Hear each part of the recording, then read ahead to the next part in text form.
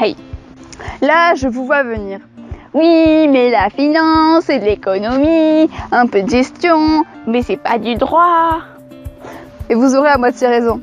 En effet, les finances publiques, dans leur application, vont mélanger des concepts d'économie et de gestion.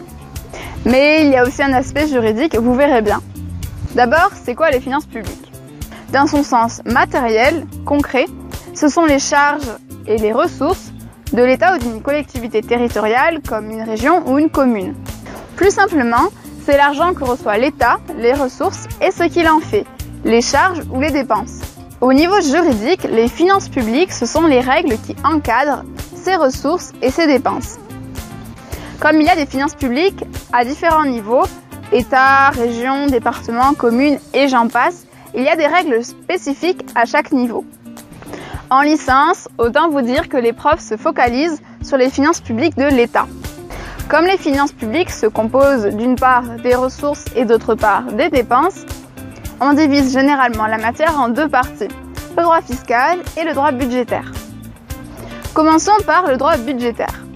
Ce sont les règles qui encadrent les dépenses, le budget de l'État. Un peu comme dans toutes les matières, il va y avoir des principes généraux et une norme phare, ici la loi organique relative aux lois de finances. Ensuite, une grosse partie du programme est réservée au processus d'adoption des lois de finances annuelles, c'est-à-dire de la loi qui fixe le budget de l'État et comment il va le dépenser pour une année. La loi est globalement préparée par le gouvernement, notamment le ministre des Finances.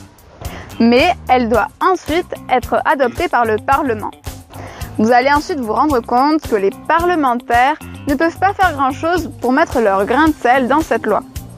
Une fois la loi de finances en vigueur, qui va l'appliquer et comment?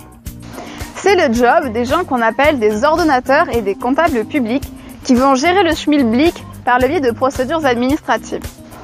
Enfin, il s'agit d'étudier les normes de contrôle. Comme les parlementaires ne peuvent pas vraiment modifier la loi de finances, elle va être contrôlée par le Conseil constitutionnel avant son entrée en vigueur. Puis, quand elle est mise en application, il existe des contrôles administratifs pour vérifier que les ordonnateurs et les comptables publics font bien leur job. Et en dernier recours, on peut demander un contrôle au tribunal.